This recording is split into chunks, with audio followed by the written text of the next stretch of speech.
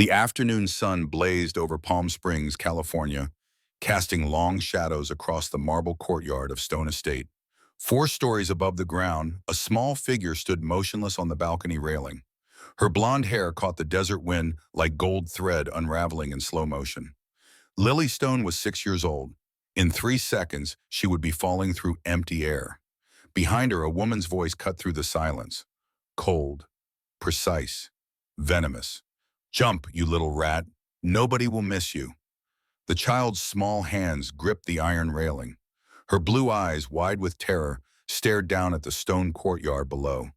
The distance seemed impossible, endless. "I said jump." A hand pressed against her back, not gentle, not hesitant. Lily's fingers slipped. The world tilted. Sky became ground. Ground became sky. Her small body tumbled forward, weightless, helpless. The wind screamed past her ears. Her mouth opened, but no sound emerged. Only one word formed on her lips, silent and desperate. "Daddy." At that precise moment, Alexander Stone's black Tesla Model S glided through the estate's iron gates. The CEO of Stone Capital Group, 52 years old, worth $5 billion, had just returned from London 3 days earlier than scheduled. His shoulders had ached from the 12-hour flight. His mind was still processing the merger proposal he had declined that morning. He pressed the button to lower his window, letting the desert heat wash over his face. The mansion stood before him, white and pristine against the blue California sky. Home. Finally. Then he looked up. Time shattered into fragments. A small shape was falling from the fourth-floor balcony. Blonde hair streaming, pink dress fluttering. Too small, too precious, too impossibly fragile against the brutal geometry of gravity and stone. His daughter. Every instinct Alex had ever possessed ignited simultaneously. The Tesla was still rolling forward at 5 miles per hour. He didn't stop to think. Thinking would have wasted the half-second that meant the difference between life and death. His hand slammed the gear shift into park. The car jerked to a halt. Alex's door flew open before the vehicle had fully stopped. His 6'2" frame exploded from the driver's seat with the explosive power of a man who had once been Stanford University's star quarterback.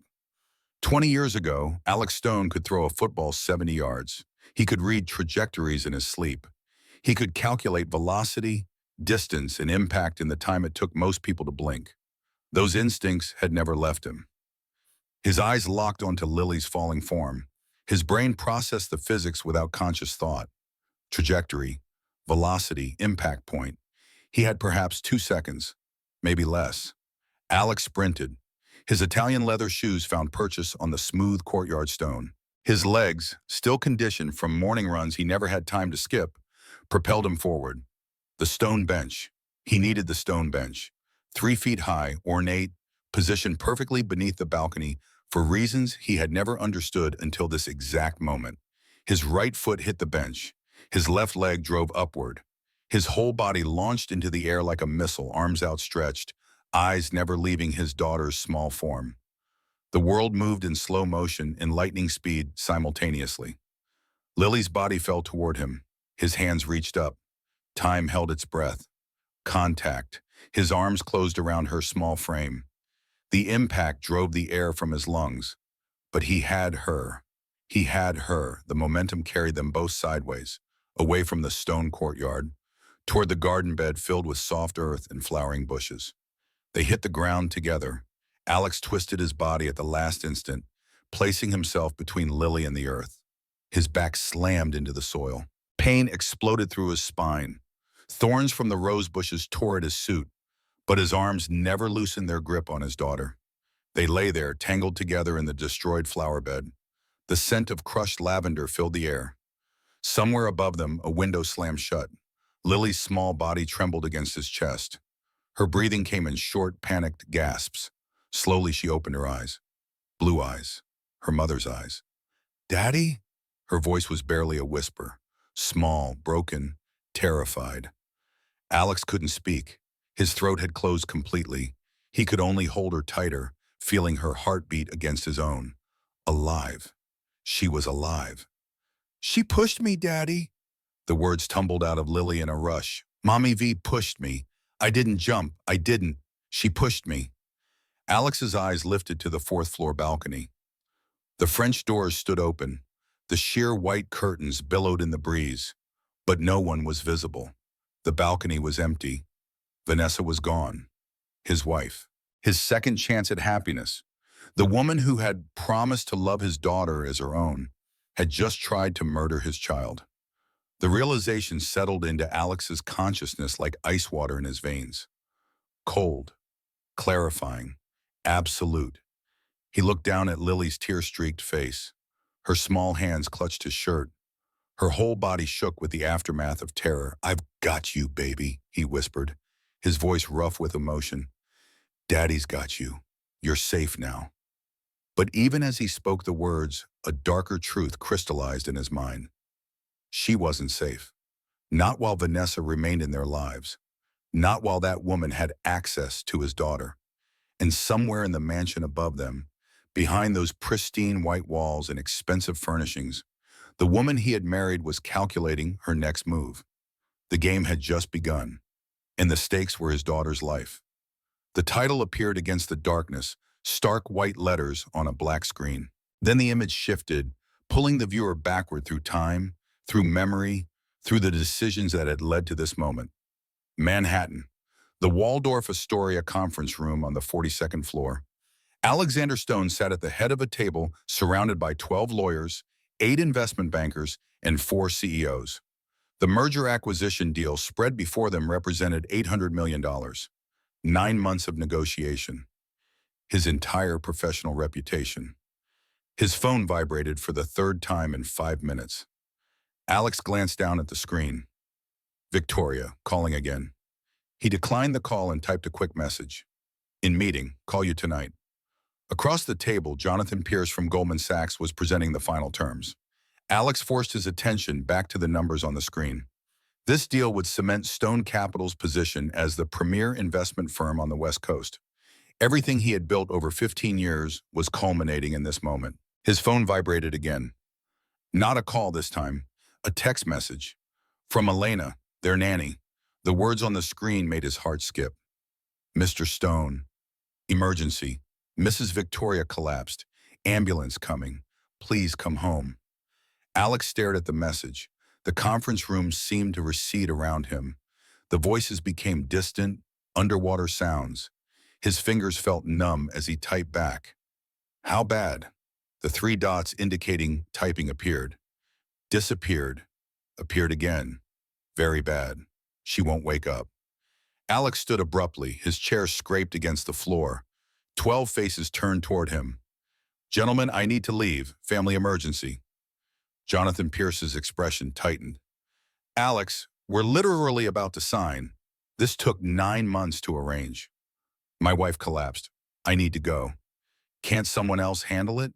We're talking about $800 million. The words hung in the air. $800 million versus his wife's health. The equation should have been simple, obvious.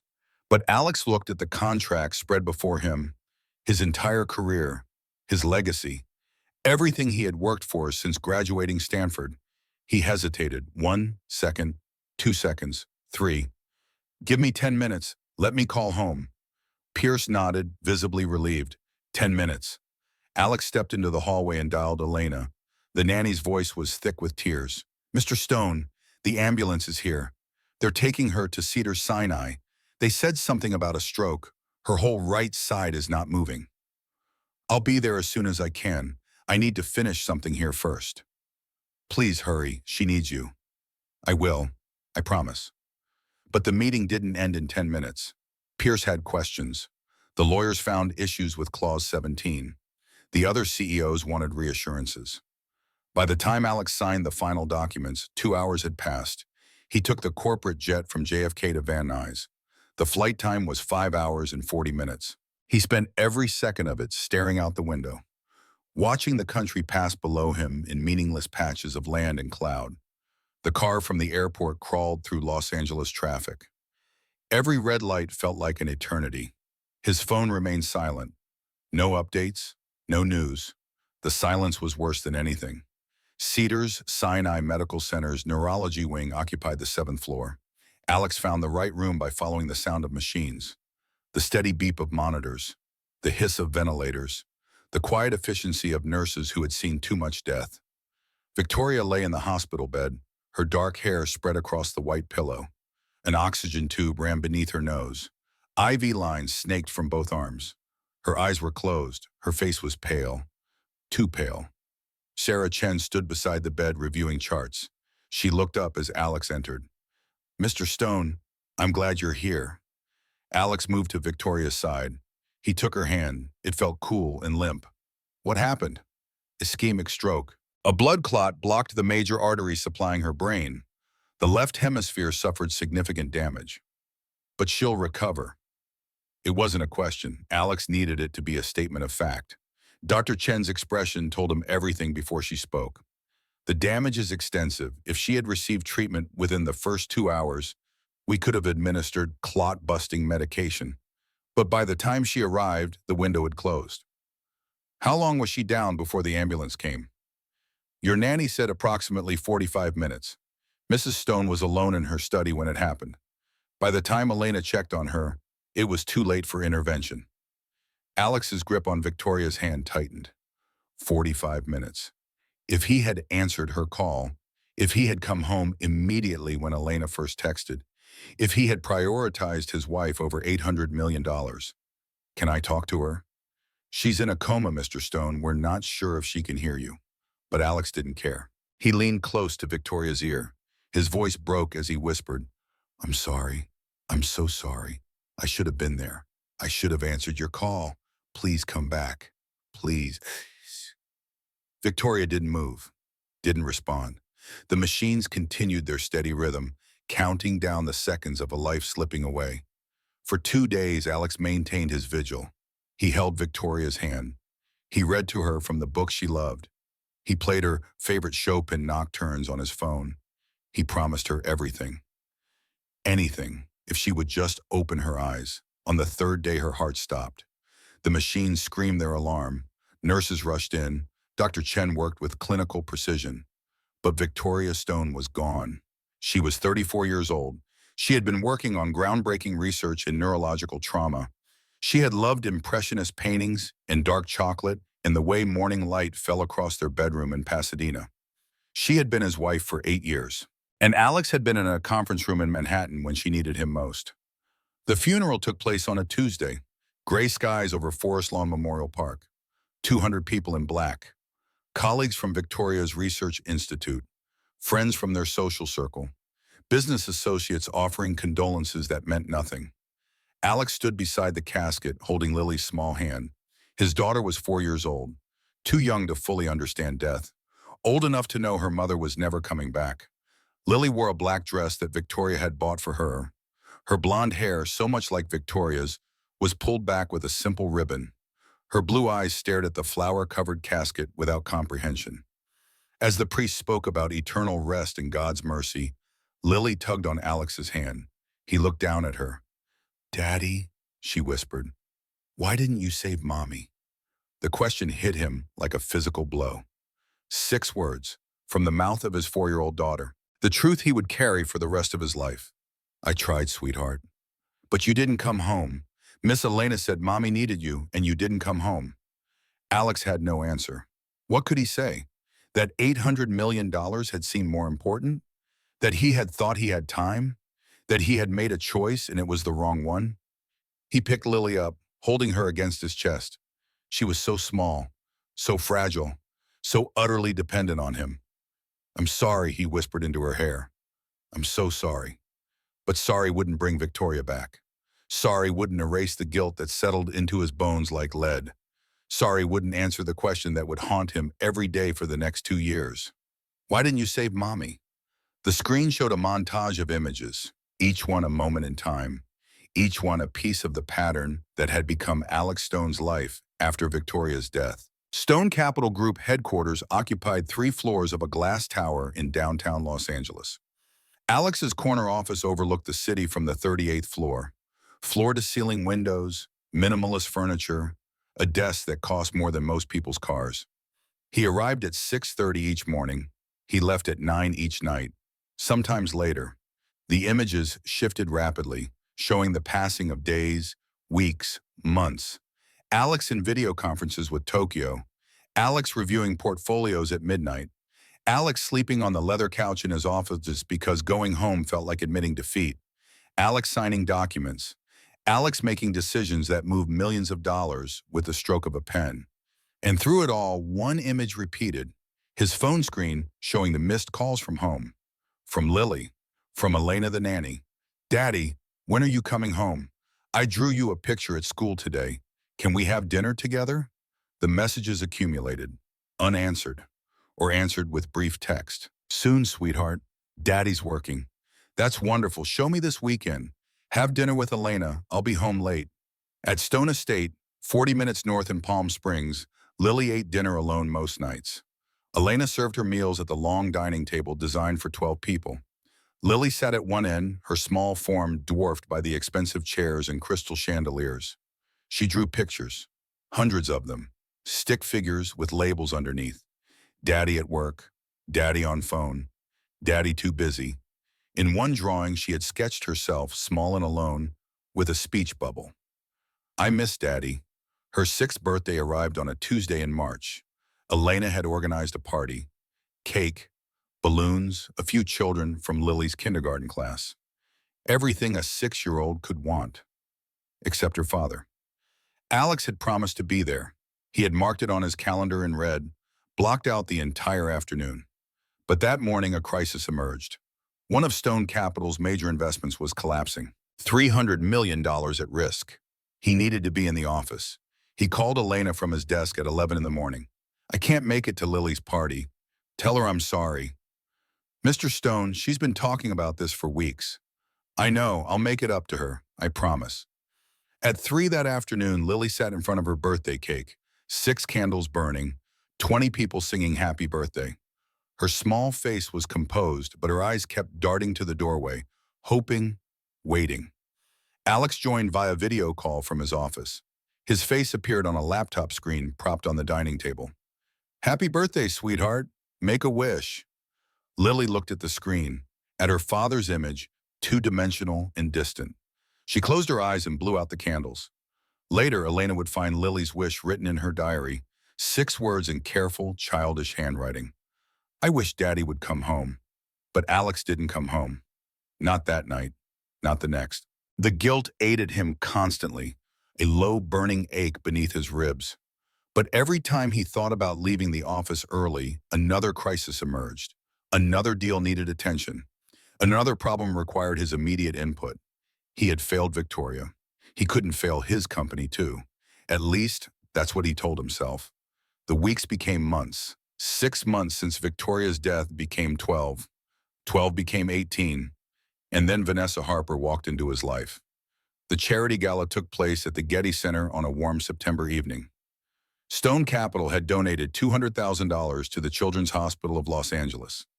Alex attended because his presence was expected. He stood in the sculpture garden, champagne in hand, making small talk with donors and board members. She approached him during a lull in conversation. Tall, elegant, dark hair swept up in an intricate style, green eyes that seemed to see straight through his carefully maintained composure. Alexander Stone, he turned. Yes? Vanessa Harper, I'm a pharmacist at Children's Hospital. I wanted to thank you personally for your donation. The new pediatric oncology wing will save lives. Her handshake was firm, confident. Her smile was genuine, not the practiced society smile he saw constantly. Something real. It's the least I could do. Most people write checks and forget about it. But I understand you've actually visited the hospital. Talked to patients. Alex shifted uncomfortably. He had visited once, 3 months ago. Elena had convinced him Lily needed to see him doing something good. It had been a PR move more than anything. I try to stay connected to the causes I support. Vanessa's expression suggested she saw through the lie, but chose not to call him on it. Well, the children remember you. There's a little girl named Sophie who still talks about the CEO who played checkers with her. Something in Alex's chest tightened. He had played checkers with Sophie for 20 minutes. She had been 7 years old, leukemia, bright eyes despite everything. How is Sophie? In remission. Thanks in part to the equipment your donation purchased. They talked for another hour. Vanessa was easy to be with. She didn't demand anything.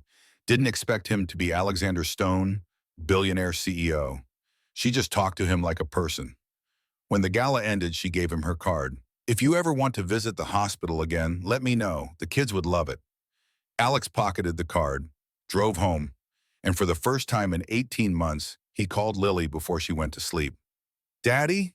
Her voice was sleepy, surprised. Hi, sweetheart. I just wanted to say goodnight. You never call to say goodnight. The accusation in her small voice cut deeper than she could know. I know. I'm going to try to do better. I promise. You always promise. This time I mean it. Lily was quiet for a moment. Then tentatively, will you come home tomorrow? We could have breakfast together. Yes, I'll be home for breakfast. And he was. For the first time in months, Alex left his office at a reasonable hour. He arrived at Stone Estate by 8 in the evening. Lily was already in her pajamas, but her face lit up when she saw him. Daddy, you came home. She ran to him. He lifted her, holding her tight, feeling the guilt settle deeper into his bones. How had he let it get this bad? How had he become the father who made his daughter marvel at his presence in his own home? Over the next few weeks, Alex tried. He came home for dinner twice a week. He attended Lily's school play. He took her to the park on Saturday afternoons. Slowly, the wall between them began to crack. And through it all, Vanessa Harper remained a constant, gentle presence. Coffee meetings to discuss hospital programs. Lunch to plan a new fundraising initiative. Dinners where they talked about everything except money and business. 3 months after they met, Alex invited Vanessa to Stone Estate. He wanted Lily to meet her. If this relationship was going somewhere, his daughter's approval mattered. Lily was 6 years old and skeptical of any woman who wasn't her mother. She watched Vanessa with solemn blue eyes as introductions were made. Hi, Lily. Your dad tells me you're an amazing artist. Lily didn't respond immediately. She studied Vanessa with the intense focus of a child who had learned to read adults carefully. I like to draw. Would you show me some of your pictures? And somehow, impossibly, Vanessa broke through Lily's defenses. She looked at every drawing with genuine interest. She asked questions. She praised details that even Alex had missed. By the end of the afternoon, Lily was smiling. I like Miss Vanessa, Lily told Alex that night at bedtime. She's nice, like Mommy was nice. The comparison should have been jarring. Instead, Alex felt something he hadn't experienced in 2 years. Hope. Maybe he could have a second chance. Maybe he could build a family again. Maybe Vanessa was the answer to the prayers he hadn't known he was praying. 4 months later, he proposed on a beach in Malibu at sunset. Vanessa said yes. Lily, standing beside them in the sand, clapped her hands and asked if she could call Vanessa Mommy V. The wedding was small, intimate, 30 people at a winery in Napa Valley.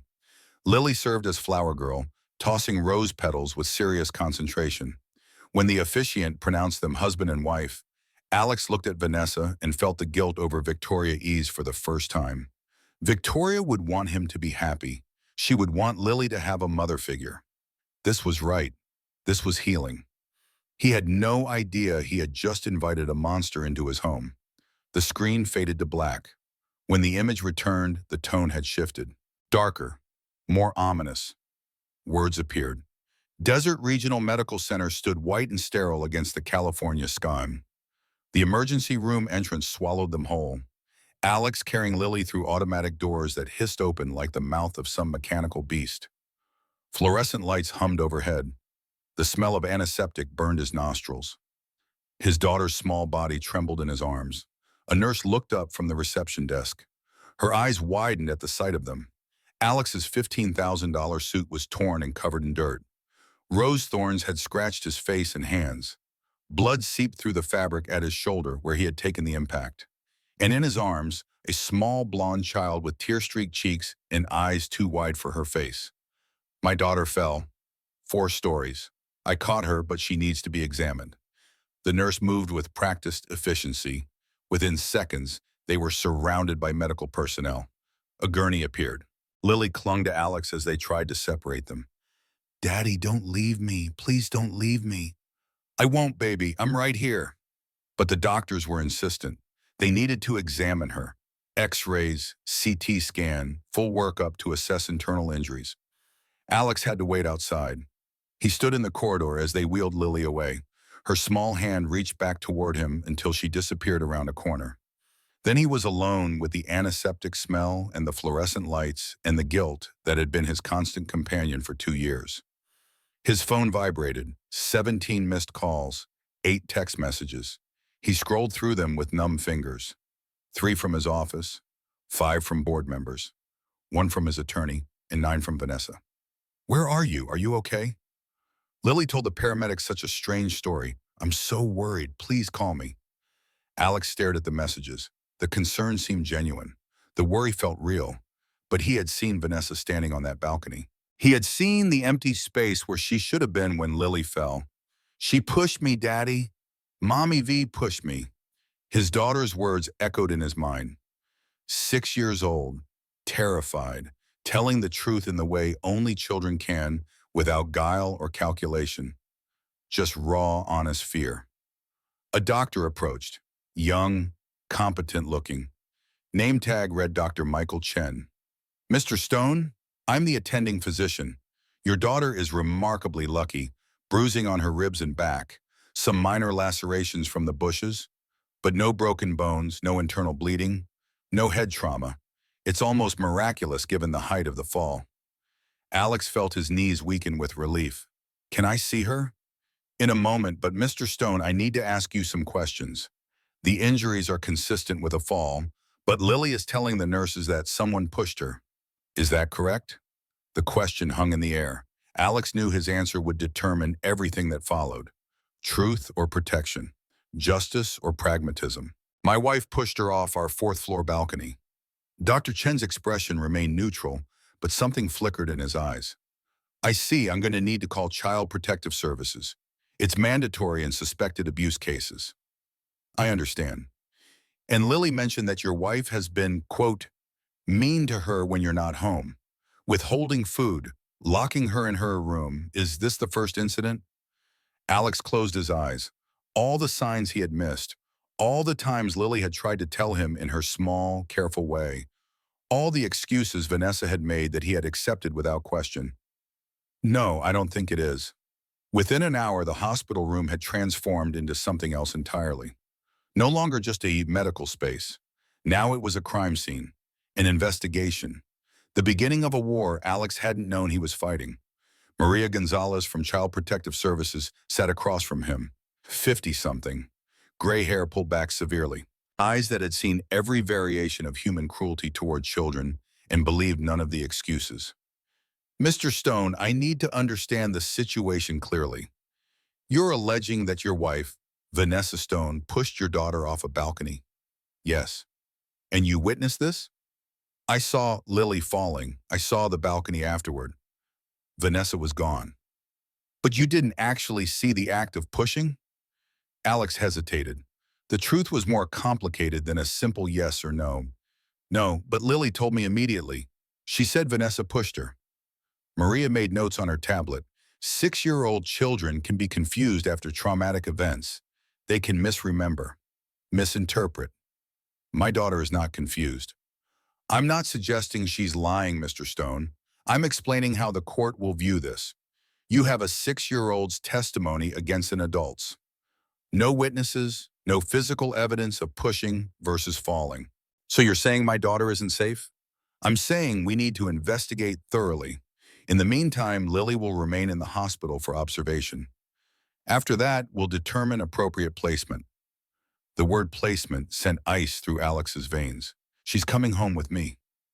That may not be possible. Why not? Maria's expression softened slightly. Mr. Stone, your work schedule is a matter of record. You travel extensively. You work 18-hour days. Your daughter has been primarily raised by hired help. If your wife is indeed dangerous and you're not present to supervise, how can we ensure Lily's safety? The truth of her words hit harder than any physical blow. She was right. He had been absent. He had prioritized work over his daughter. He had handed Lily's care to Vanessa without proper oversight. I'll change. I'll work from home. I'll hire security, whatever it takes. Those are easy promises to make in a crisis, Mr. Stone. My job is to protect children, not to facilitate convenient arrangements for wealthy parents who suddenly remember they have responsibilities. Before Alex could respond, the door opened. A man entered, expensive suit, predatory confidence. The kind of lawyer who charged $1,000 an hour and earned every penny through ruthless efficiency. Jonathan Pierce, I'm representing Mrs. Vanessa Stone. Alex stood. Get out. I'm afraid I can't do that. My client has rights. She's quite distressed by these accusations. Her distress doesn't concern me. Pierce smiled. The expression held no warmth. Perhaps it should. You see, Mrs. Stone is filing for emergency custody of Lily. Given your history of parental neglect and the current unsubstantiated allegations, we believe a family court judge will look favorably on her petition. The room seemed to tilt. Neglect? When was the last time you attended a parent-teacher conference, Mr. Stone? Lily's birthday party? A doctor's appointment? Pierce consulted his phone, reading from notes. You missed Lily's 6th birthday party. You were absent for her kindergarten graduation. You haven't attended a single school event this year. Your daughter eats dinner alone 6 nights a week. Shall I continue? Each fact landed like a punch. True, all true. Alex had no defense because there was no defense. My wife tried to murder my daughter. Your daughter fell while climbing on a balcony railing, a dangerous activity that occurred due to lack of proper supervision. Mrs. Stone was inside the house at the time. When she heard the commotion, she rushed out, but Lily had already fallen. Thankfully, you arrived in time to catch her. A true miracle. That's not what happened. Can you prove it? Do you have witnesses? Video footage? Any evidence beyond the confused recollections of a traumatized 6-year-old who has recently lost her mother and may be acting out for attention? Alex's hands curled into fists. Pierce was twisting everything, making him the villain, making Vanessa the concerned stepmother, rewriting reality with the precision of an expert liar. We have a court date scheduled for 72 hours from now, Pierce continued. Emergency custody hearing. My client is confident the judge will grant her temporary custody pending a full investigation. After all, who is the more stable parent? A woman who has dedicated herself to caring for this child? Or a man who can't even remember to come home for dinner? You son of a... Mr. Stone, Maria's voice cut through his rising anger. That's enough. Miss Pierce, please leave. We'll see you in court. Pierce nodded, satisfied. 72 hours, Mr. Stone. I suggest you find a very good attorney. You're going to need one. He left. The room felt smaller without him. Darker. Alex turned to Maria. She's going to take my daughter. Not if you can prove your allegations. But Mr. Stone, you need to understand something. Family court doesn't work like criminal court. The burden of proof is different. The judge will look at patterns of behavior. Stability. Who can provide the best environment for the child? Your wife's lawyer is going to paint you as an absent workaholic who is lashing out because he feels guilty. Unless you have concrete evidence, you are going to lose. Then I'll find evidence. You have 72 hours. After Maria left, Alex finally entered Lily's room. His daughter lay in the hospital bed, looking impossibly small against the white sheets. An IV line ran into her arm. Monitors beeped softly. Her eyes were closed, but he could tell she wasn't sleeping. Lily? Her eyes opened, red-rimmed, exhausted. Daddy, am I in trouble? No, baby, you're not in trouble. The lady asked me so many questions about Mommy V, about you. She made me tell her about the times you didn't come home. Alex sat on the edge of the bed. He took her small hand in his. You told the truth. That's good. That's what you should always do. But I don't want to leave you, Daddy. The lady said I might have to go somewhere else. That's not going to happen, I promise. You always promise. The words were soft, not accusatory, just sad. The observation of a child who had learned not to trust promises. This time is different. Wait, because I already failed your mother. Because I won't fail you. Because if I lose you, there's nothing left. But he couldn't say any of that. Instead, he squeezed her hand gently. Because I'm going to fight for you. Harder than I've ever fought for anything. And I'm going to win. Lily studied his face with those two old eyes. Then she reached under her pillow and pulled out a small drawing, folded many times. I made this. Before. Before she pushed me. Alex unfolded the paper. His hands trembled slightly. The drawing showed the Stone estate. Fourth floor balcony clearly marked. And on the balcony, two figures. A small one with blonde hair. A tall one with dark hair and an expression that Lily had captured perfectly with just a few crayon strokes. Angry, cruel, dangerous. She was yelling at me, Lily whispered. She said I was a mistake, that you should have never had kids, that I ruined everything. When was this? Yesterday, and the day before, and lots of days when you were gone. Alex felt something break inside him. All the times he had traveled, all the nights he had stayed late at the office, leaving his daughter alone with a woman who hated her, who wanted her gone, who would eventually try to kill her. I'm so sorry, Lily. It's okay, Daddy. You didn't know. But that was the problem. He should have known. A father should know when his child is in danger, should sense it, should see the signs. The door opened. A nurse entered with medication. I'm sorry, Mr. Stone, but Lily needs to rest now. You can come back during visiting hours tomorrow. I'm not leaving. Hospital policy. I don't care about hospital policy. My daughter stays in my sight. If you have a problem with that, call security. Call the police. I'm not leaving her or. The nurse looked at Lily, then back at Alex. Something in his expression must have convinced her. I'll bring you a chair. That night, Alex sat in an uncomfortable hospital chair and watched his daughter sleep. Every few minutes, she would whimper, reach out as if checking he was still there. He would take her hand and she would settle again. Around midnight, his phone vibrated, a number he hadn't called in 10 years. Marcus Kane. The text message was brief. Saw the news. Hospital incident. If you need help, call me. Alex stared at the message. Marcus Kane, private investigator. Former FBI. They had been friends at Stanford, playing football together, drinking together, building the kind of friendship that survives everything except time and distance. Alex hadn't spoken to Marcus in a decade. Life had pulled them in different directions. But Marcus had a particular set of skills. Skills that might be exactly what Alex needed. He stepped into the hallway and made the call. Marcus answered on the second ring. Alex Stone, been a long time. I need your help. Figured, what's the situation? Alex told him everything. Vanessa, the push, the custody battle, the 72-hour deadline. Marcus was quiet for a moment. You're telling me your wife tried to kill your daughter? Yes.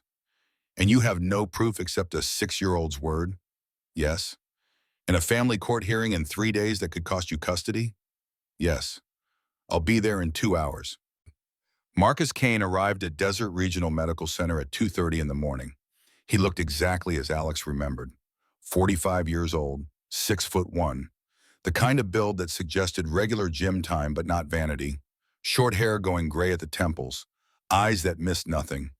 They met in the hospital cafeteria, empty except for 2 nurses on break and a janitor mopping floors. The fluorescent lights hummed overhead. Coffee from the vending machine tasted like burnt plastic, but Alex drank it anyway. He hadn't slept in 36 hours. Marcus sat across from him. Tell me about Vanessa. What do you want to know? Everything. How you met, how long you dated, when you got married, any red flags you might have dismissed. Alex recounted the story, the charity gala, the courtship, the wedding. As he spoke, Marcus took notes on a small pad. Old school, no tablet, just paper and pen. She was perfect, Alex said finally. Too perfect, maybe, but I didn't see it. And see, I wanted so badly to believe that I could have a second chance, that Lily could have a mother again. Everyone's perfect at first, Marcus said. It's when the mask slips that you see who they really are. Did she ever slip? Even once? Alex thought back. Small things. She would get irritated when I mentioned Victoria. Little comments about how I needed to move on. Stop living in the past. At the time, I thought she was right. Now I wonder if it was something else. Control, isolation, classic abuse patterns. What about Lily? How did Vanessa treat her when you were around? Like a loving stepmother, attentive, patient. I thought they had a good relationship. And when you weren't around, I don't know, that's the problem. I was never around. The guilt threatened to choke him. I gave Vanessa complete access to my daughter. I trusted her. And all that time, she was hurting Lily. Marcus made more notes. I'm going to run a background check. Deep dive, financial records, criminal history, social media footprint, educational background, everything. If Vanessa Harper has secrets, I'll find them. In 72 hours? I've worked faster. But Alex, you need to prepare yourself. If this goes to court without solid evidence, you're going to lose. Pierce is right. Your work history is going to destroy you. Absent father, neglectful parent. The judge will put Lily with Vanessa, and by the time you prove anything, it might be too late. What are you saying? I'm saying we might need to play this differently. Find evidence fast, present it to the police. Make this a criminal matter, not just a custody dispute. Can we do that? If I can prove Vanessa is who I think she is. Marcus closed his notebook. Give me 12 hours. I'll start with her background. Check her references. See if Vanessa Harper existed before she met you. Alex nodded. Exhaustion was catching up to him. His eyes burned. His body ached from the impact of catching Lily. But he couldn't rest. Not yet. Marcus, thank you. Save it. You caught me on the right day. I've been working insurance fraud cases for 6 months. Boring as hell. This is real. Marcus left. Alex returned to Lily's room. She was still sleeping, still reaching out every few minutes to make sure he was there. He took her hand and closed his eyes, just for a moment, just to rest. He woke to his phone vibrating. Morning light streamed through the hospital window. Lily was awake, watching cartoons on the television mounted to the wall. She looked small and fragile in the hospital bed, but she smiled when she saw him. Morning, Daddy. Morning, sweetheart. How are you feeling? It hurts when I breathe. The doctor said my ribs are bruised. They'll heal. You're going to be okay. The phone continued vibrating. Alex checked the screen. Marcus, text message with an attachment. Call me. Now, you need to see this. Alex stepped into the hallway and dialed. Marcus answered immediately. She doesn't exist. What? Vanessa Harper. I ran her background. She has a social security number issued 5 years ago. No records before that. No birth certificate. No school records. No employment history except the pharmacy job she had when you met her. How is that possible? It's not. Unless she's using a false identity. I dug deeper, found some interesting connections. Vanessa's pharmacy license? Issued based on credentials from a school that closed 3 years before she supposedly attended. Her references? All fake. The hospital hired her based on forged documents. Alex felt the floor shift beneath him. Who is she? I don't know yet, but I found something else. Check your email. I'm sending you a photo. Alex opened his email on his phone. The image loaded slowly. When it appeared, his breath caught. It was a photograph from a traffic camera, date stamped 2 years and 3 months ago, 4 months before Victoria died. The image showed a cafe in Pasadena, 2 women sitting at an outdoor table. One was Victoria, her dark hair, her elegant posture, her face partially visible. The other woman was Vanessa. They knew each other, Alex whispered. Before Victoria died, before I ever met Vanessa, they knew each other. More than that, look at Victoria's expression. Alex zoomed in on the photo. Victoria's face showed stress, fear. Her hand was raised as if making a point, arguing, and across from her, Vanessa sat with a calm expression, almost amused. This wasn't a friendly meeting, Marcus said. This was a confrontation. Why would Victoria meet with Vanessa? I don't know, but I'm going to find out. I'm pulling Victoria's records, her research files, her computer history. If there's a connection, I'll find it. Alex stared at the photo. His dead wife, his current wife, together months before they should have known each other. Before Vanessa supposedly entered his life through random chance at a charity gala. Nothing about his marriage was real. It had all been planned, orchestrated. But why? What did Vanessa want? What was worth 2 years of deception? There's something else, Marcus said. I ran Vanessa's photo through facial recognition. Got a hit on an old database. Mexican National Database from 8 years ago. Different name.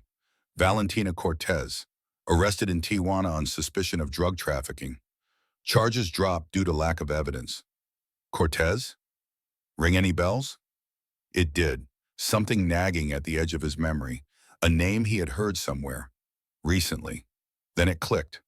The gardener had mentioned it. New people moving into the neighborhood. A family named Cortez had rented the estate 3 properties down. Alex had barely paid attention at the time. There's a Cortez family near my house. Carlos Cortez? I don't know. Why? Because Valentina Cortez has a brother, Carlos Cortez. Cartel lieutenant, multiple arrests, no convictions, currently wanted by the DEA for human trafficking. The pieces fell into place with sickening clarity. Vanessa wasn't just a violent stepmother. She was part of something larger, something darker. The question was what? Why would a cartel plant someone in my life? Alex asked. I'm an investment banker. I don't deal with drugs or trafficking. I have no connections to that world. Maybe it's not about what you do. Maybe it's about what you have. Money? Location. Think about it, Alex. Where's Stone Estate? Palm Springs? 40 minutes from LA? Close to major highways, private property, large basement, isolated enough for privacy, perfect location for a trafficking hub. They don't want your money, they want your house. The words hit like ice water. Stone Estate, the home he had built with Victoria, the place where Lily had been born, the one constant in his daughter's life. They wanted to turn it into a prison for trafficked children. How long have they been planning this? I don't know, but I'm going to find out.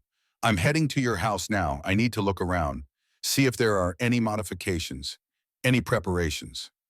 Vanessa has keys, full access. Then we'll find what she's been hiding. Meet me there in 2 hours. And Alex, bring Lily.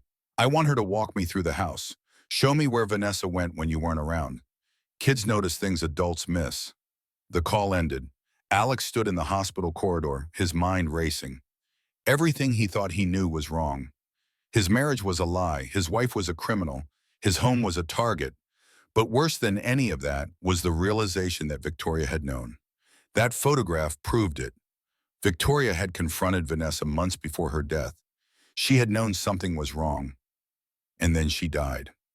Suddenly, unexpectedly, from a stroke that came out of nowhere. Alex pulled up Victoria's medical records on his phone. He had the password to the hospital portal. Had never looked at them after she died. Couldn't bear to see the clinical details of how she had slipped away. Now he forced himself to read. Ischemic stroke, blood clot, sudden onset, no warning signs, no history of cardiovascular disease. Victoria had been perfectly healthy until the day she died. He called Marcus back. Victoria's stroke, can you get the autopsy report? Why? Just get it, please. It'll take a few hours. What are you thinking? I'm thinking my wife didn't just try to kill Lily. I think she killed Victoria first. Dr. Chen discharged Lily at noon with strict instructions. Rest. Pain medication as needed. Follow up in 1 week. No strenuous activity. And most importantly, a safe home environment. Where will she be staying? Dr. Chen asked pointedly. With me, at my house. The same house where the incident occurred. I'll have security there. My wife won't be allowed on the property.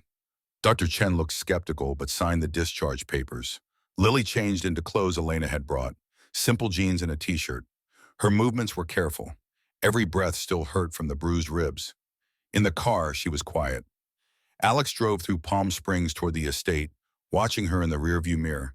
She stared out the window, small hands folded in her lap. Lily, I need you to do something for me. Okay.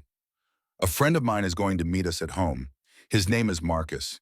He's going to ask you questions about Mommy V, about things she did when I wasn't there. Can you tell him the truth, even if it's hard? Will it help? Yes, it will help keep you safe. Then I'll tell him. Stone Estate appeared ahead. The white walls, the pristine gardens, the 4th floor balcony where Lily had almost died. Alex felt his stomach tighten as they passed through the gates. Marcus's car was already parked in the circular driveway. He stood near the entrance, taking photographs of the building's exterior. When Alex pulled up, Marcus approached. "Hey, kid." Marcus smiled at Lily through the window. "I'm Marcus. I'm a friend of your dad's." Lily studied him seriously. "You're really tall." 6'1". Your dad used to be taller than me in college. Then I had a growth spurt. Daddy was taller? By half an inch. He never let me forget it. Despite everything, Lily smiled. Marcus had that effect. Friendly without being fake. Alex was grateful for it. They entered the house together. The interior was cool and quiet. Elena wasn't there. Alex had given her the week off, paid leave. She didn't need to be caught in the middle of whatever was coming. Marcus pulled out his notebook. "Lily, can you show me the rooms where you spent time with Vanessa?" Lily nodded. She led them through the house. The kitchen where Vanessa made her meals. The living room where they watched television. Lily's bedroom where she slept. "Did Vanessa ever go into your room when you were sleeping?" Marcus asked. "Sometimes. She would check on me, but not nice checking. She would stand in the doorway and just look at me. It was scary." "What else did she do that was scary?" Lily hesitated, looked at Alex. He nodded encouragingly. "She would lock me in my room when Daddy was gone on trips. She said I needed to learn to be quiet, that I was too noisy." "How long would she lock you in?" "A long time, sometimes all day. She wouldn't give me lunch, just at breakfast and dinner." Alex felt rage building in his chest. Controlled, cold. The kind of anger that didn't explode but instead crystallized into purpose. "Did she ever hurt you, physically?" Lily pulled up her sleeve. Small bruises dotted her arm, finger-shaped. "She would grab me hard when I didn't do what she said." Marcus photographed the bruises. "Did you tell your dad?" "I tried, but Daddy was always busy. And Mommy V said if I told, she would make sure Daddy never came home again." Every word was a knife. Alex knelt beside Lily. "I'm so sorry, sweetheart. I should have listened better. I should have seen." "It's okay, Daddy. You're here now." But it wasn't okay. None of it was okay. Marcus led them to the basement. The wine cellar occupied most of the space. Rows of bottles. Climate-controlled. Expensive collection Alex had inherited from the previous owner. "Has Vanessa spent time down here?" Marcus asked. "Yes, with her friends, the men who came to visit." "What men?" "I don't know their names, but I drew them." Lily pulled out a small sketchbook from her pocket. Inside were dozens of drawings. Faces, detailed, remarkably accurate for a 6-year-old. Children inherit talents from their parents. Lily had Victoria's gift for observation, for capturing details. Marcus flipped through the pages. "These are excellent, Lily. Can you tell me about this one?" He pointed to a drawing of a man, hard face, military bearing, tattoo visible on his neck. "That's Carlos. He came a lot. He and Mommy V would talk in Spanish. I don't understand Spanish, but they seemed angry." Marcus's expression darkened. "That's Carlos Cortez." Confirmed. He moved through the wine cellar methodically, checking walls, tapping surfaces, looking for anything unusual. At the far end, behind a large rack of bottles, he paused. "Alex, come here." Alex joined him. Marcus was examining the wall. At first glance, it looked like ordinary drywall. But when Marcus pressed a specific spot, a section swung inward. Hidden door. Leads somewhere. They pushed through. The space beyond made Alex's blood run cold. The basement had been renovated. Recently, professionally. The original storage area had been divided into multiple small rooms. Each room had a reinforced door, a lock on the outside. Small windows high up, barred, bunk beds, medical supplies, everything needed to house people against their will. "My God," Alex whispered. "They've been preparing this for months, maybe longer." Marcus pulled out his phone, taking photographs of everything. "This is a trafficking operation. They were going to use your house as a hub, bring people in, hold them here, move them out when buyers were ready. And I had no idea. That was the point. Vanessa kept you distracted, away from home, while they transformed your basement into a prison." Lily tugged on Alex's hand. "Daddy, I'm scared." "I know, baby, but we're leaving now. This place isn't safe." They returned upstairs. Alex's mind was racing. The evidence was overwhelming. The basement, Lily's bruises, the connection to Carlos Cortez. But was it enough? Would it convince a judge? Would it be ready in time for the custody hearing in 60 hours? Marcus made calls while Alex packed bags for himself and Lily. Essential items, clothes, Lily's favorite stuffed animals. They weren't coming back here until Vanessa was behind bars. As Alex carried the bags to the car, his phone rang. Unknown number. He answered anyway. Alexander Stone. A woman's voice. Familiar. Cold. Vanessa. I know what you're doing. I know you brought that investigator to the house. Whatever you think you found, it won't matter. A judge is going to see that basement. You're going to prison. Am I? I have excellent lawyers, Alex, and I have you on record as an unfit parent. The judge will give me custody, and once I have Lily, well, accidents happen. If you touch my daughter, you'll do what? You're a businessman, not a fighter. You write checks. You make deals. But this is out of your league. Try me. I will. Court hearing is in 60 hours. I'll see you there. And Alex, you might want to say goodbye to Lily now, just in case the line went dead. Alex stood in the driveway, hand clenched around his phone. Rage and fear warred inside him. Vanessa was right about one thing. He wasn't a fighter. He had never been in a real fight in his life. His battles took place in boardrooms, with contracts and negotiations. But this was different. This was his daughter, and he would burn the world down before he let Vanessa take her. Marcus emerged from the house. I got the autopsy report on Victoria. You were right. Tell me. Officially ischemic stroke due to blood clot, but the pathologist made a note. Unusual presentation. The clot was in a strange location, and Victoria had elevated levels of potassium in her system, consistent with potassium chloride injection. Which means what? Which means someone induced that stroke. Potassium chloride causes cardiac arrest. Looks natural. Hard to detect unless you know what you're looking for.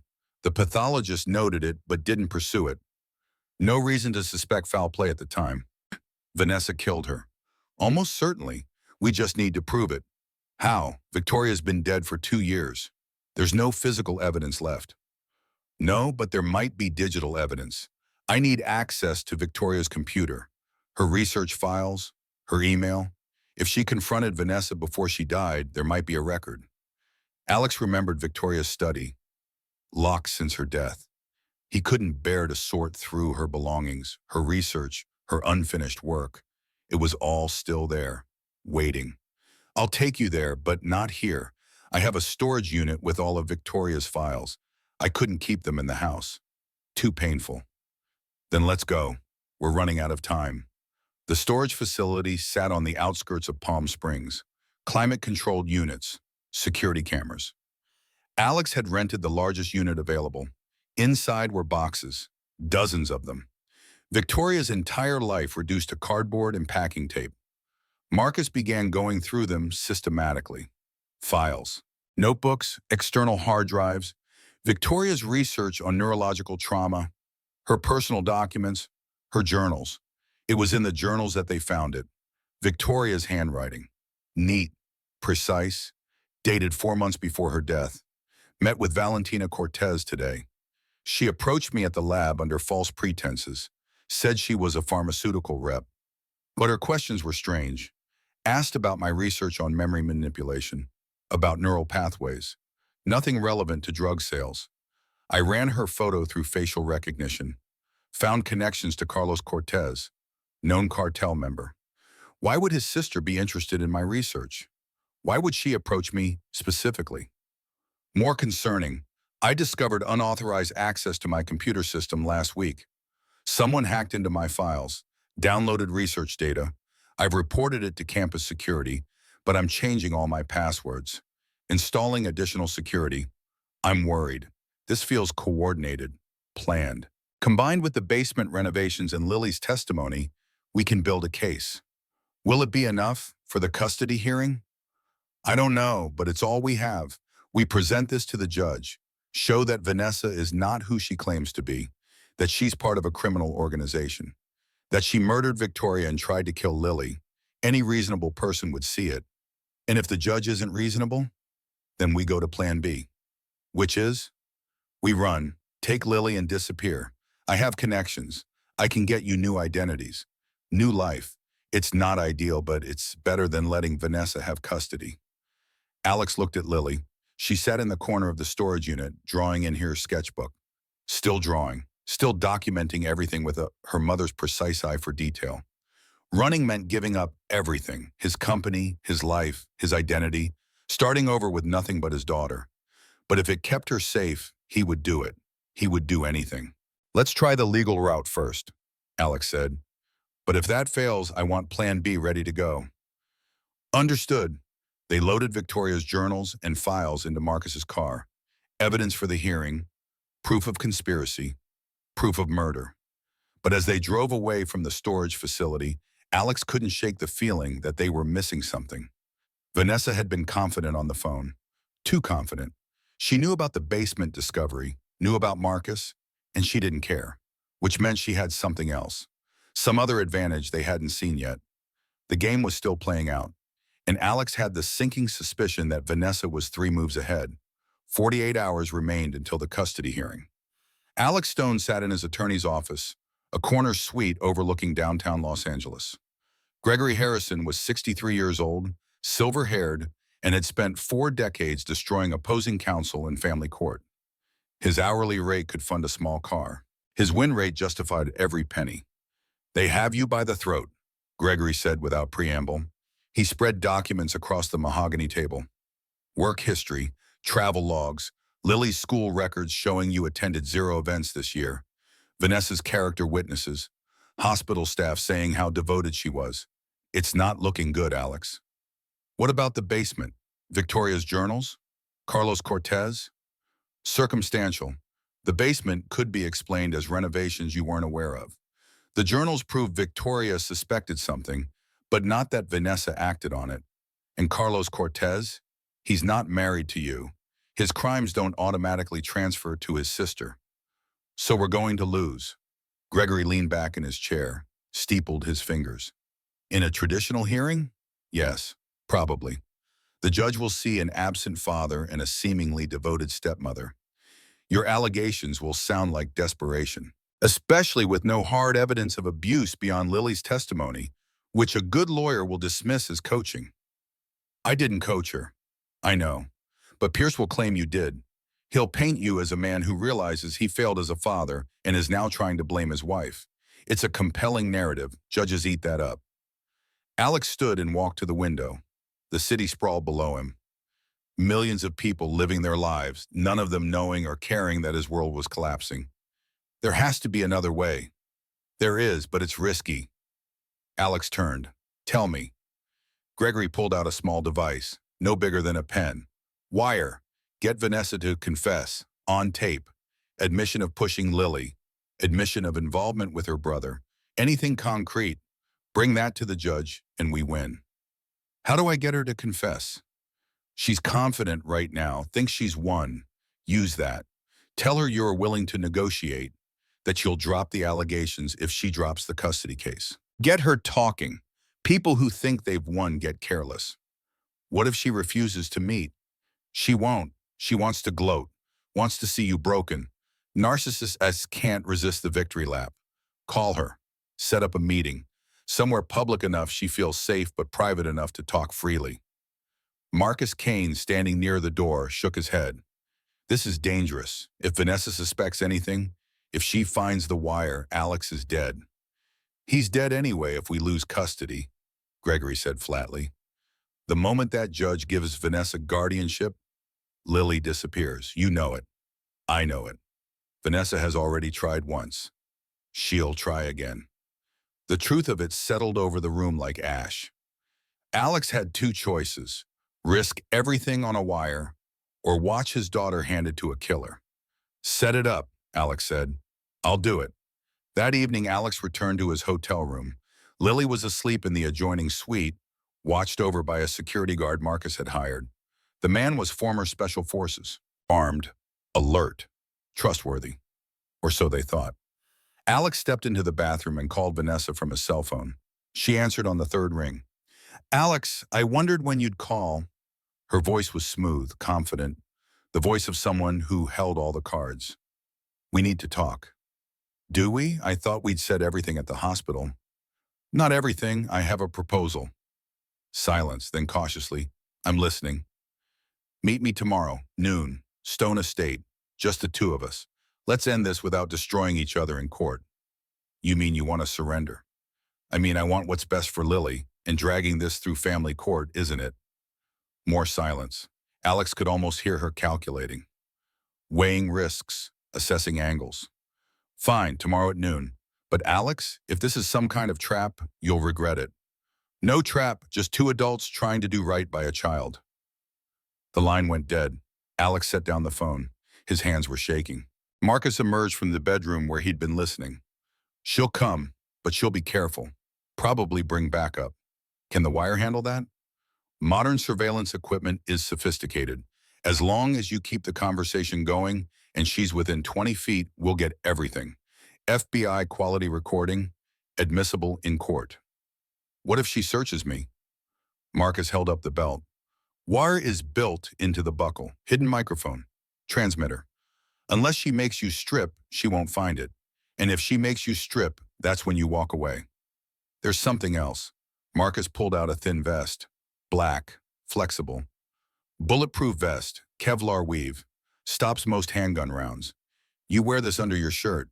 You think she'll shoot me? I think Vanessa is connected to people who kill for a living. Better safe than dead.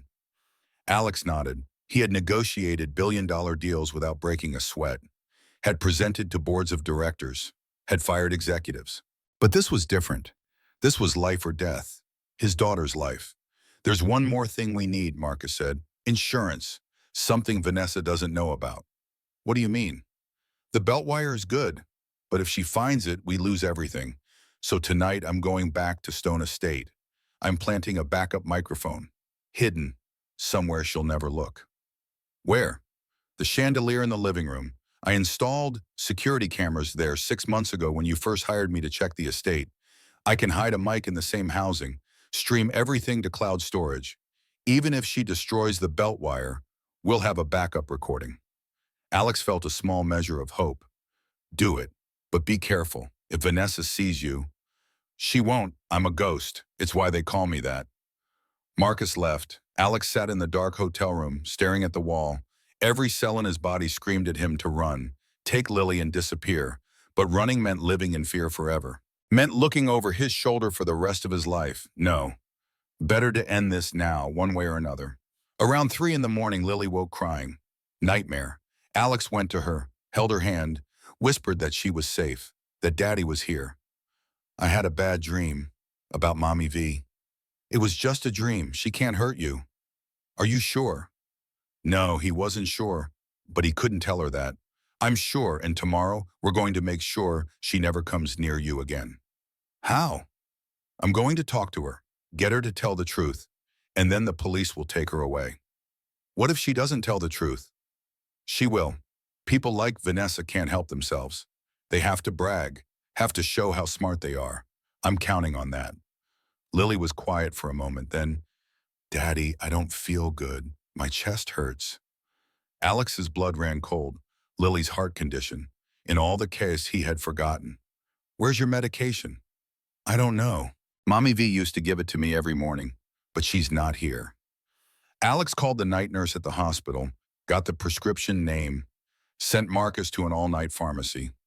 By 4 in the morning, Lily had taken her medication. Her breathing eased. Color returned to her face. Better? Yes, thank you, Daddy. Another guilt to add to the pile. He had been so focused on the custody battle, he had forgotten his daughter's medical needs. What kind of father was he? The kind who's learning, a small voice whispered. The kind who's finally paying attention. Get some sleep, sweetheart. Tomorrow's a big day. But sleep didn't come. Alex lay in the dark, staring at the ceiling, listening to the hum of air conditioning. Around dawn, he finally dozed off. When he woke 2 hours later, sunlight streamed through the windows. It was time. Noon sun blazed over Palm Springs. Stone Estate stood white and pristine against the California sky, hiding the darkness that had grown within its walls. Alex pulled through the gates alone. No security visible, no backup, just him and the wire hidden in his belt buckle, and the bulletproof vest under his shirt, tight against his chest. Marcus was parked 3 blocks away in a surveillance van, FBI equipment, military grade, recording every word within a 100-foot radius of the transmitter Alex wore. Testing, Alex said quietly as he exited his car. Can you hear me? Marcus's voice came through the nearly invisible earpiece. Loud and clear. Remember, keep her talking. Get her to admit to pushing Lily. Admit to killing Victoria. Admit to the trafficking operation. Anything concrete. The chandelier mic is live. Even if she finds the belt wire, we have backup. You've got this. Alex nodded once. His mouth was dry. His heart hammered against his ribs. The vest felt constricting, but reassuring. If Vanessa pulled a weapon, at least he had some protection. Vanessa's black Mercedes was already parked near the entrance. She emerged as he approached. Cream-colored suit, hair pulled back, sunglasses hiding her eyes. She looked like she was attending a business meeting, not a confrontation. Alex, punctual as always? Let's go inside. Of course, this is still your house for now. They entered together. The foyer was cool and silent. Alex led her to the living room. Large windows overlooking the courtyard, the same courtyard where he had caught Lily 4 days ago. The same balcony visible above them. The chandelier hung overhead, crystal catching the afternoon light. Inside its ornate housing, Marcus's backup microphone recorded everything. Vanessa removed her sunglasses. Her green eyes were cold, calculating. Then she reached into her purse and pulled out a small electronic device. Before we talk, I need to check something. She held up the scanner. Carlos taught me to always sweep for bugs. You understand? Alex's heart rate spiked, but he kept his face neutral. If it makes you feel better.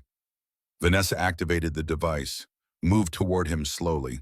The scanner passed over his chest, beeped softly at the vest, but Vanessa seemed to interpret it as the normal metal in a belt buckle and buttons. She waved it near his waist. The device remained silent. The belt wire was shielded. FBI technology, designed to pass basic scans. Clean, she said finally, switching off the scanner. Good. I'd hate to think you were being dishonest, Alex. She had missed the chandelier completely, just as Marcus predicted. People never looked up. So, Vanessa settled onto the couch. Your proposal. I'm listening. I want to make a deal. You drop the custody case. I give you Stone Estate. We both walk away. Vanessa smiled. You're offering me the house? How generous. Except I'm going to get custody anyway. And once I have Lily, I'll contest the will. Get the house that way. Why do you want it so badly? Why? Vanessa laughed. Alex, this property is worth $40 million. Did you really think I married you for love?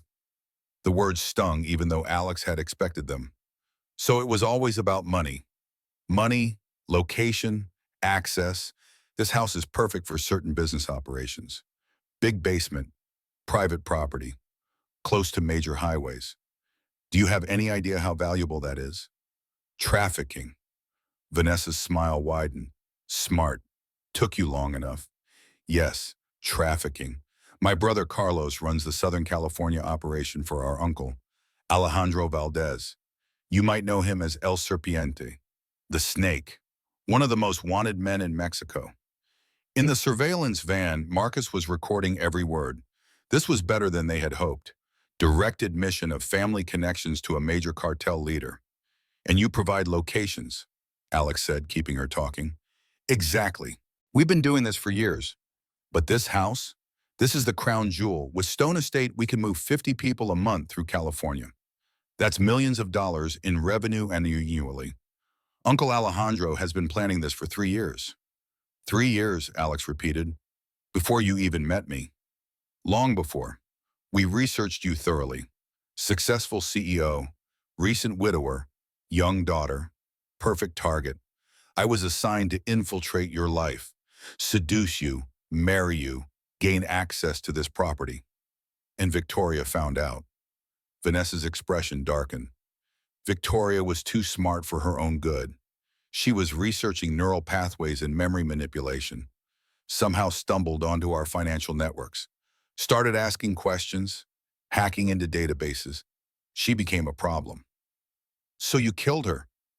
I eliminated an obstacle. There's a difference. Vanessa stood and walked to the window. Potassium chloride, simple, elegant. I visited her in the hospital after her initial collapse. You had left to go back to your precious meeting. She was alone, vulnerable. One injection into her IV bag caused cardiac arrest that mimicked the stroke. The pathologist noted unusual potassium levels but didn't pursue it. Why would he? Beautiful young woman. Tragic sudden death. No reason to suspect murder. Alex's hands clenched at his sides. Every word was being recorded, every confession captured. But hearing her admit it, hearing the casual way she discussed murdering his wife, it took everything he had not to lunge at her. You killed my wife. I killed an obstacle, Vanessa corrected, and you made it easy. You were never home, never paid attention. I could have done anything and you wouldn't have noticed. Hell, I practically lived here for 6 months before we even got married. Supervised the basement renovations personally. You never once asked what I was doing down there. I trusted you. And that was your mistake. Trust is a weakness, Alex, something I learned young. My uncle taught me that. When you trust people, they disappoint you. When you use people, they serve their purpose. Is that what Lily was? A purpose? Vanessa turned from the window. Lily was insurance. If I controlled her, I controlled you. But she was too observant, always watching, drawing her little pictures, writing down everything she saw with that freakish memory she inherited from Victoria. She became a liability. So you pushed her off the balcony. Of course I pushed her. The little brat had seen too much, heard too much. She was documenting everything. Those drawings she made, they could have identified half my brother's crew. She had to go. She's 6 years old. She's a witness. Age is irrelevant. Vanessa's voice was flat, cold. If you hadn't come home early that day, the fall would have looked like an accident. Tragic. The troubled stepdaughter who never accepted me climbed the railing in a fit of rebellion. Fell. Such a shame. I even had a grief counselor lined up to help you through the loss. Alex could barely breathe. The confession was complete. Everything they needed. Murder. Attempted murder. Trafficking conspiracy. All recorded. All admissible. Carlos is part of this operation, Alex said, wanting every detail on tape. Carlos is my brother. We've worked together since we were teenagers in Tijuana. He handles the muscle. I handle infiltration. It's an efficient system. We identify wealthy targets. I seduce them, marry them, gain access to their property. Once we control the location, Carlos moves in the operation. How many others? You're number 5. The others are dead. Heart attack, suicide, accidental overdose. One car accident, all carefully staged, all ruled natural or accidental. Uncle Alejandro is very pleased with our success rate. 5 dead men, 5 families destroyed, all for money and trafficking routes. You're a monster. I'm a professional. There's a demand for our services. We supply it efficiently. Don't act so self-righteous, Alex. You made your billions exploiting people too. Hostile takeovers, layoffs, pension fund raids. You just did it with lawyers instead of guns. I never murdered anyone. No, you just destroyed lives more slowly. We're not so different. We're nothing alike. Vanessa checked her watch. This has been illuminating, but I have things to do. Here's what happens now. You sign custody over to me immediately, or I call Carlos and 20 of his men come here and make you sign. Either way, I win. There's a third option, which is you go to prison. Vanessa laughed. On what evidence? Your word against mine? On the evidence you just gave me. Every word of this conversation was recorded, wire in my belt, FBI quality equipment, admissible in court. You just confessed to 5 murders, attempted murder of a child, human trafficking, conspiracy, international organized crime. Take your pick. The color drained from Vanessa's face. For the first time, genuine fear flickered in her eyes. You're lying. No, I'm thorough. Something I learned from you. Vanessa's hand shot to her purse, but not for her phone this time. She pulled out a different device, more sophisticated than the first scanner. You passed my basic sweep. Let's try something stronger. She activated the new device. This one was professional grade. the kind that detected even shielded electronics. She moved toward Alex. The device began beeping rapidly near his belt. There. She grabbed his belt, yanked it free, examined the buckle, found the hidden compartment, pulled out the tiny transmitter. Did you really think I wouldn't check thoroughly? She threw the belt wire to the floor, crushed it under her heel. The tiny electronics shattered. Marcus, Vanessa said, looking at the broken device. That's who's listening, isn't it? Your friend, the investigator? Well, Marcus just lost his evidence. She pulled out her phone, started dialing. Carlos, we have a problem. Stone was wearing a wire. It's destroyed, but we need to contain this. Get here now with the full team. Alex's heart sank. The wire was destroyed. Without it, they had nothing but his word against hers. The custody hearing was in 30 hours. They were back to square one. But then Marcus's voice crackled in his earpiece. Calm, almost amused. Alex, she found the belt wire, but she didn't find the backup. What? Alex said aloud. Vanessa looked at him sharply. What are you talking about? Marcus continued. The chandelier mic. Been streaming to cloud storage the whole time. We have everything, every confession, every detail. The belt wire was bait. The chandelier was the real play. Alex felt hope surge. He looked up at the chandelier. Vanessa followed his gaze. Realization dawned on her face. No, she whispered. Yes, Alex said. You were so focused on finding a wire on me, you never thought to check the room itself. Classic misdirection. Vanessa stared at the chandelier with horror, then fury. She grabbed a heavy crystal vase and hurled it at the light fixture. Missed. The vase shattered against the wall. It doesn't matter, Alex said. The recording is already in the cloud, already backed up in 3 locations, already sent to the FBI field office in Los Angeles. You're finished, Vanessa. No, she reached into her purse again, this time pulling out a knife. Small, serrated, wicked-looking. If I'm going down, you're coming with me. The sound of engines roared outside. Multiple vehicles, doors slamming, voices shouting in Spanish. Carlos had arrived. The front door exploded inward. Not opened, kicked. The heavy wood splintered off its hinges. Men poured through. 7, 8, 9.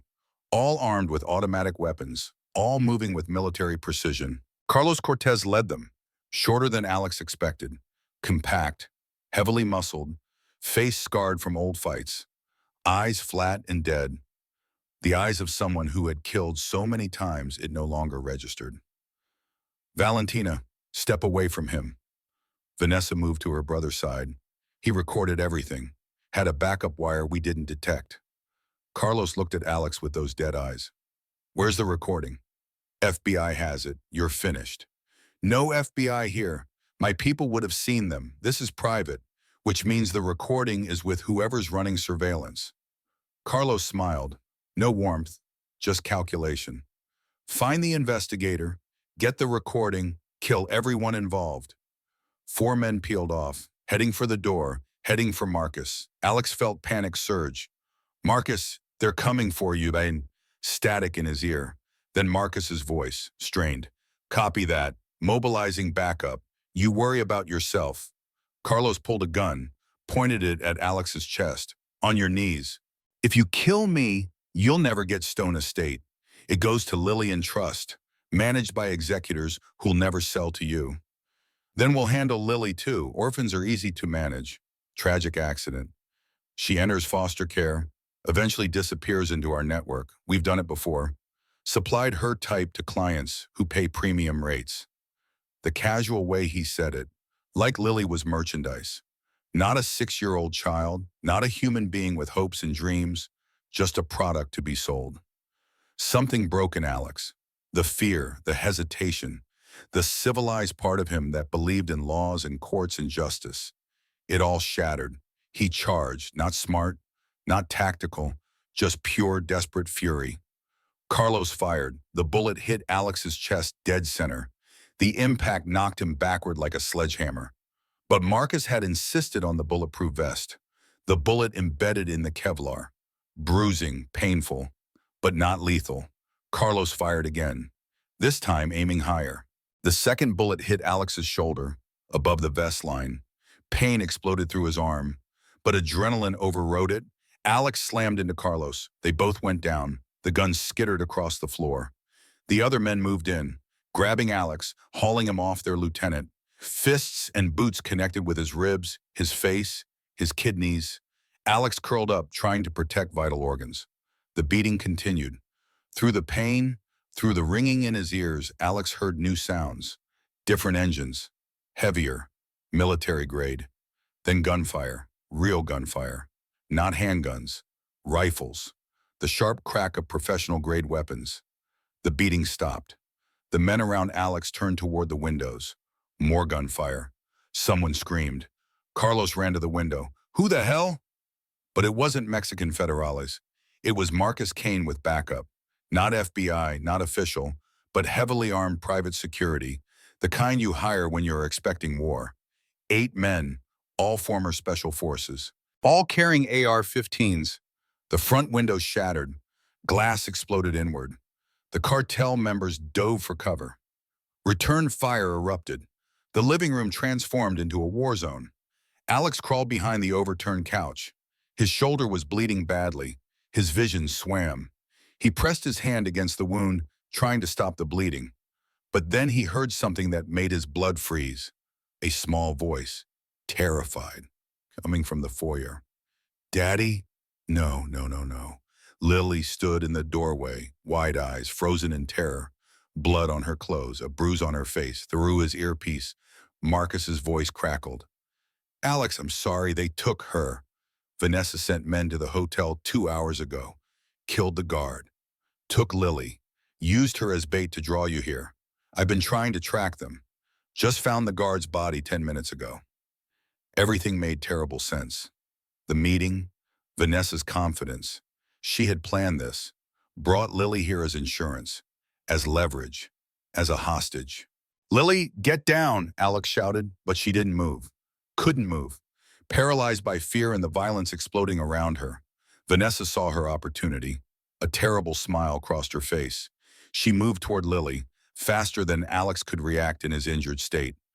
Perfect. A hostage ends all of this. Vanessa grabbed Lily. The little girl screamed. Vanessa pulled her back toward the stairs. Away from the fighting, toward the upper floors. No!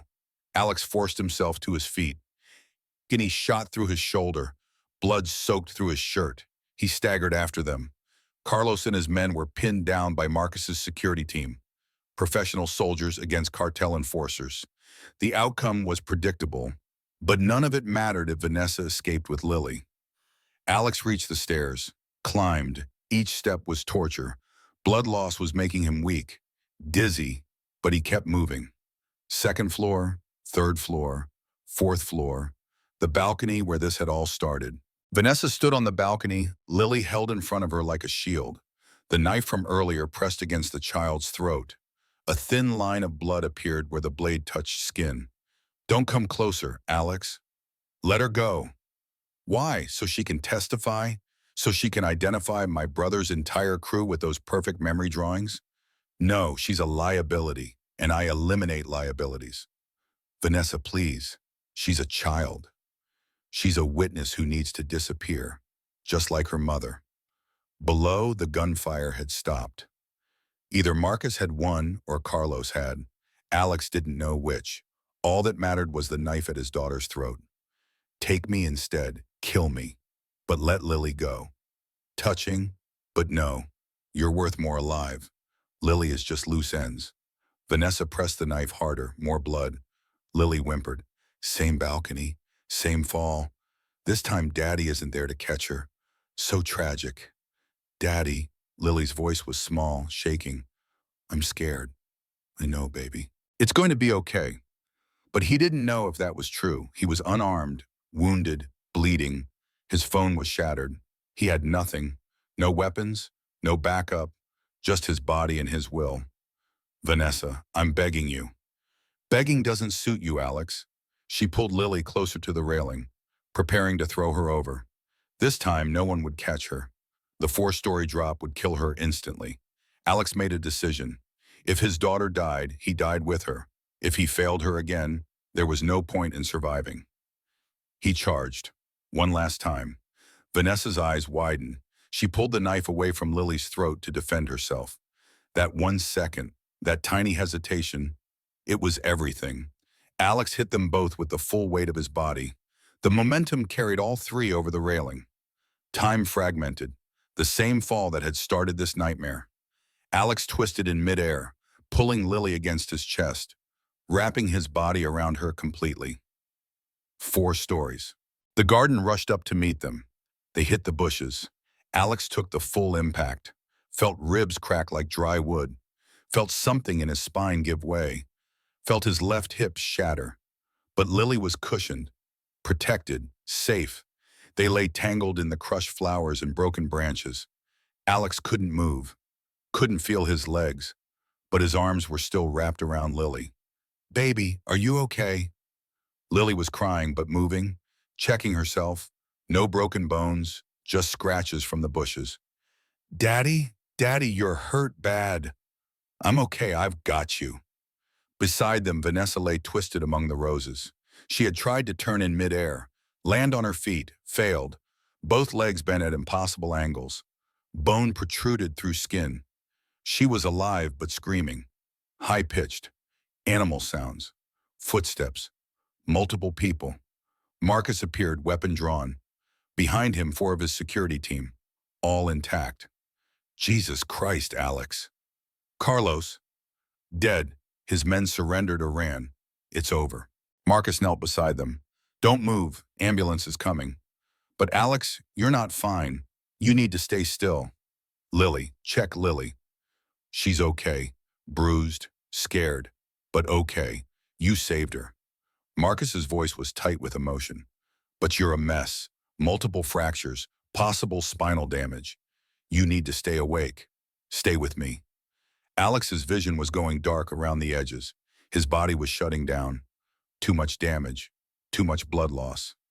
The recording? Safe. Cloud storage. FBI already has copies. Vanessa's done. Carlos is dead.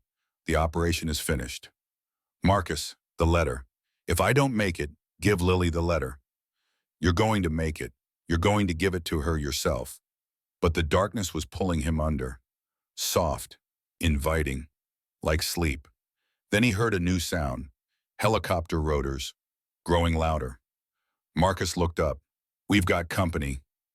A black helicopter descended over Stone Estate, landing in the courtyard. The door opened. A man stepped out, tall, 60 years old, scarred face, snake tattoo wrapping around his neck like a living thing, sharp suit, gold watch, the bearing of someone who commanded armies. Alejandro Valdez, El Serpiente himself. He surveyed the scene, the dead cartel members, his niece screaming in agony, his nephew's corpse being carried out. Then his eyes fell on Alex. "You did this?" His voice was soft, cultured, more terrifying than any shout. "Your operation is finished," Marcus said, weapon raised.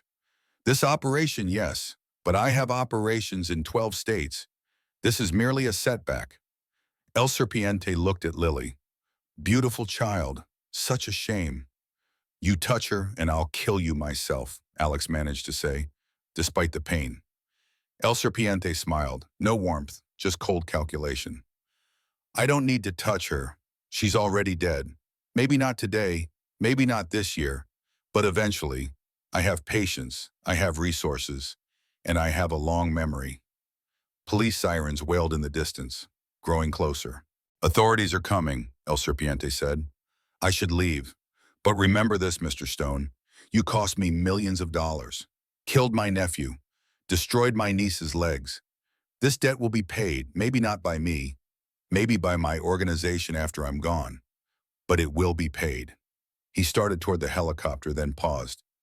"Beautiful estate. Such a shame to waste it on a shelter. I'll buy it eventually, maybe from your daughter after you die. She'll need money. I'll make sure of that." Marcus aimed his weapon but couldn't fire. Too many civilians. Too much risk. El Serpiente knew it. The helicopter lifted off, banking west, disappearing into the California sky. Marcus lowered his weapon. The FBI will get him eventually. But Alex knew better.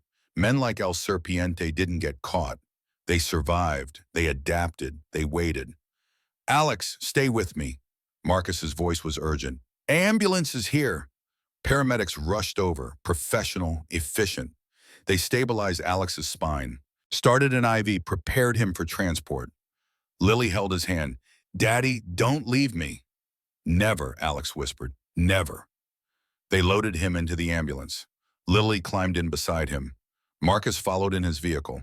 As the ambulance pulled away, Alex looked back at Stone Estate one final time. The white walls, the fourth-floor balcony, the garden where he had caught Lily twice, where Victoria had once planted flowers, where his life had fallen apart and been rebuilt. He would never live there again. That part of his life was over. The darkness finally claimed him. White ceiling, fluorescent lights, the smell of antiseptic. Alex opened his eyes slowly. Hospital. Again. You're awake. Marcus sat in the chair beside the bed, looking older, more exhausted, but smiling. How long? 5 days this time. 3 surgeries. They reconstructed your hip, stabilized your spine, removed bullet fragments. The doctors said you're lucky to be alive. More importantly, lucky to walk eventually. Eventually? 6 months of physical therapy, maybe longer. But you'll walk. The spine damage was severe but not permanent. Lily? Safe, healthy. She's been here every day, drawing pictures of you waking up. Marcus pulled out a sketchbook. She made this for you. The pages were filled with drawings. Alex sleeping in the hospital bed, doctors working, nurses checking monitors. And on the final page, Alex standing upright, holding Lily's hand, both smiling. The caption read, "When Daddy gets better, we'll go to the park." Tears slid down Alex's face. She still had hope, still believed he would recover, despite everything. Vanessa, prison hospital. Both legs required multiple surgeries. She'll never walk again. Paralyzed from the waist down. Convicted on 5 counts of first-degree murder. Multiple trafficking charges. Conspiracy. She got life without parole. 5 life sentences, actually. 1 for each husband she killed. The custody case? Marcus laughed. Actual, genuine laughter. Dismissed. Judge saw the recording, heard the confessions, apologized to you personally. You have full custody. No one's ever questioning your fitness as a parent again. Stone Estate? You donated it 3 days ago. Signed the papers from your hospital bed. Victoria's Hope Foundation. Shelter for trafficking survivors. Opens next month. Lily insisted on the name. Good. Alex's voice was rough. Victoria would have loved that. The FBI raided 8 locations based on Vanessa's confessions. Freed 62 people, mostly children. Carlos's entire network is dismantled. It's over, Alex. El Serpiente? Marcus's expression darkened. Still out there, the FBI has him on their most wanted list. International warrants. But men like him are hard to catch. He has resources, connections. He threatened Lily. I know, I heard. That's why I've arranged permanent security. Former Secret Service agents. 2 will be with Lily at all times until El Serpiente is caught or dead. It's expensive but necessary. Cost doesn't matter. Nothing matters except keeping her safe. Agreed. Your company? Sold. You signed the papers while sedated, got $4 billion. The board was thrilled. Most of it went to the foundation endowment. The rest is in trust for Lily. You're officially retired. Alex felt a weight lift from his chest. Retired. No more board meetings, no more 18-hour days, no more choosing work over family. Good. The door opened. Lily walked in. She looked taller somehow. 6 months of trauma had aged her, but her eyes still held hope, wonder, resilience. Daddy, you're awake. Hi, sweetheart. She ran to the bed, careful not to jar him. I missed you. I missed you too. She climbed onto the bed, curled against his good side. The doctor said you're going to be okay, that you'll walk again. Is that true? Yes, it'll take time, but yes.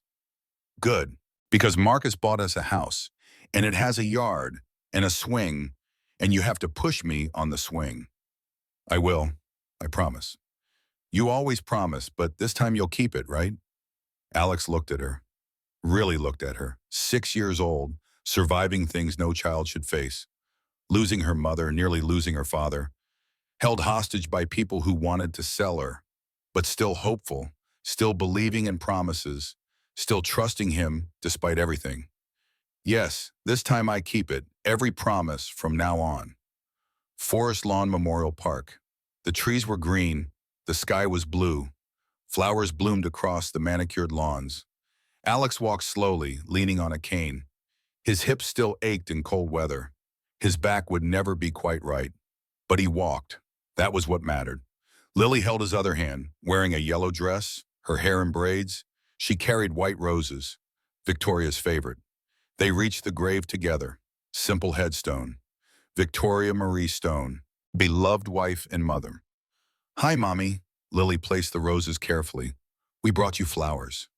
Alex knelt slowly, painful but necessary. Hi, V, it's been a while. Daddy's been in the hospital, Lily explained to the headstone. But he's better now. He walks with a cane, like a pirate, but a good pirate. Despite everything, Alex smiled. I have a lot to tell you, Victoria. I found out what happened, why you died. It wasn't random. It was murder. But the person responsible is in prison. She can never hurt anyone again. And Daddy saved me, Lily added. He jumped off a balcony. Twice. He's very brave. I don't know about brave. I was terrified, but I couldn't let her take you. Couldn't fail again. You didn't fail, Daddy. You saved me. Alex's eyes burned with unshed tears. Victoria, I'm sorry. Sorry I wasn't there when you needed me. Sorry I chose work over you. Sorry I didn't protect you. I've carried that guilt for 2 years, but I'm trying to move forward. For Lily, for us. We live in Pasadena now, Lily said. Near where you used to work, Mommy. Our house is small but nice. Daddy's home every night. We have dinner together. He helps with homework. He comes to my school. He meets my teachers, just like you always wanted. I sold the company, donated the estate. I'm running your foundation now, full time.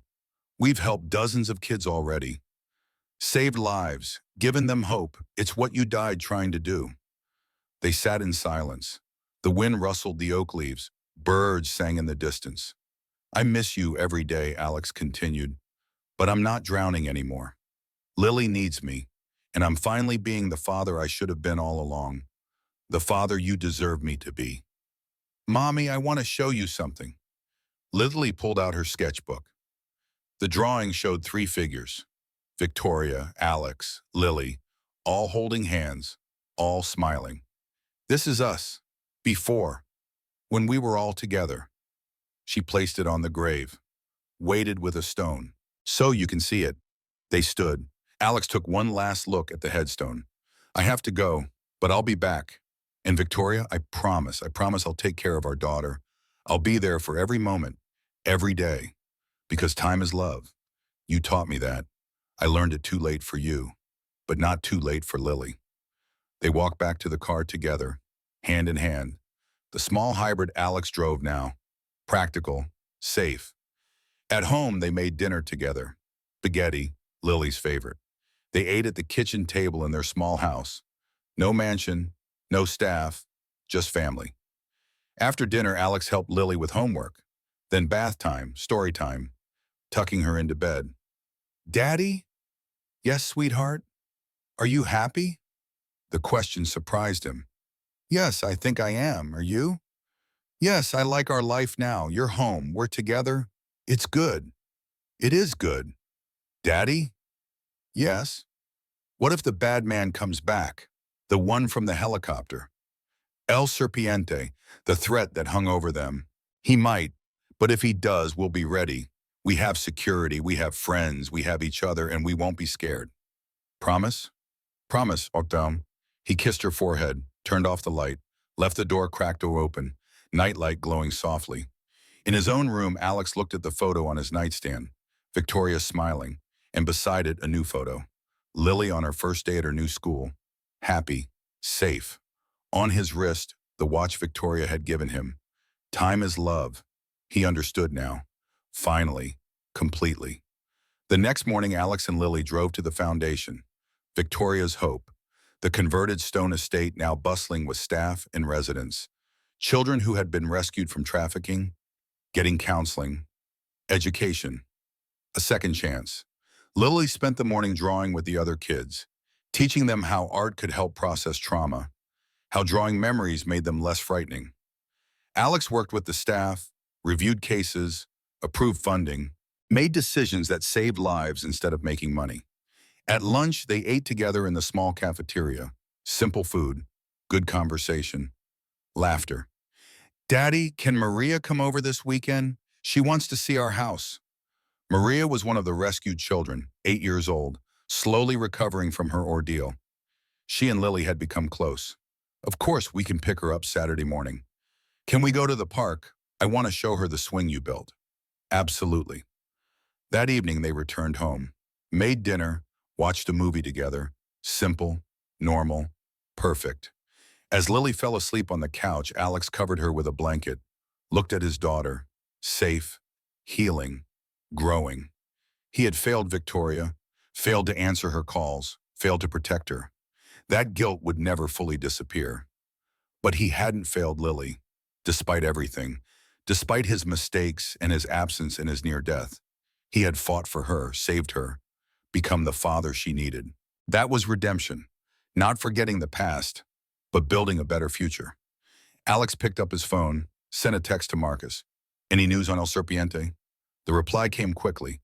"FBI tracking him in South America. Could be months, could be years. Security stays in place regardless." "Sleep well, my friend."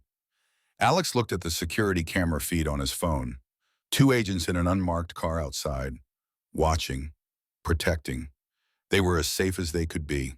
He turned off the lights, carried Lily to her bed, tucked her in. "Good night, sweetheart." "Good night, Daddy. I love you." "I love you too, more than anything." In his room, Alex lay in bed. For the first time in 3 years, he felt at peace. He had lost everything, his wife, his company, his health, his home. But he had gained something more valuable, his daughter's trust, his daughter's love, his daughter's future. That was the only legacy that mattered. The stone legacy was secure, the end.